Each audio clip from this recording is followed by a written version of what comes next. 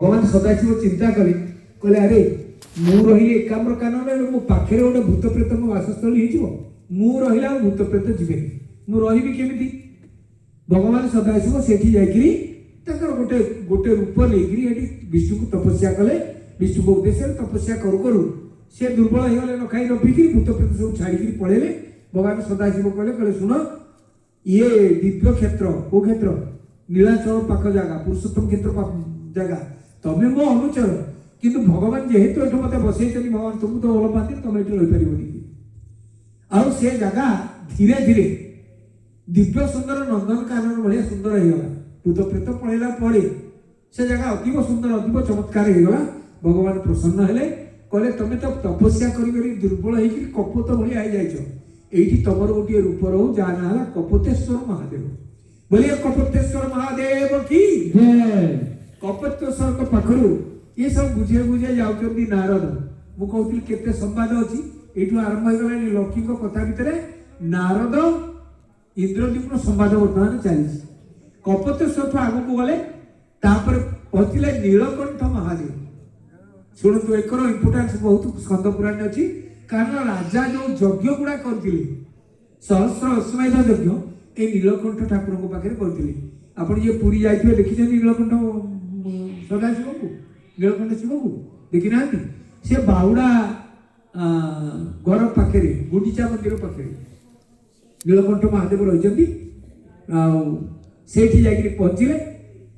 नीलकंठ को दर्शन कले और से बाटे आउ जड़े शिव को दर्शन होता जो अष्ट शिव अष्ट शंभु थे आउ जड़े शिव से छाड़ी जाऊली ना टी मन पकईद आप कौन भावे से होती बेलेश्वर महादेव बा बिलेश्वर महादेव कहले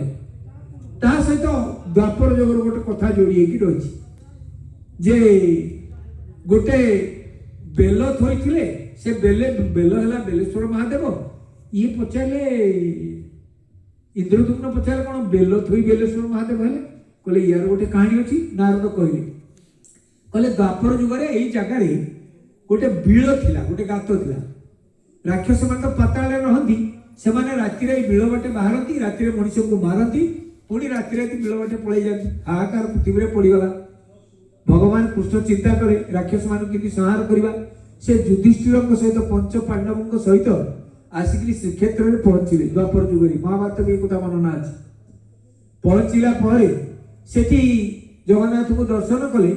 आईठी आसते बेलेश्वर महादेव को पाख बेलेश्वर महादेव को पाख को आसी से विवर में प्रवेश करे स्वयं भगवान कृष्ण एकुटिया चक्र धारण करके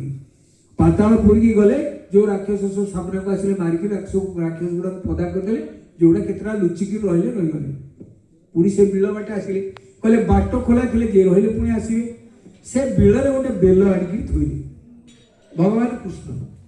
समस्ते पचारे एटा कौन कहले ये होती बेलेश्वर महादेव बेलूर महादेव कौन ये होती बेलेश्वर महादेव बोलिए बेलेश्वर महादेव की जय।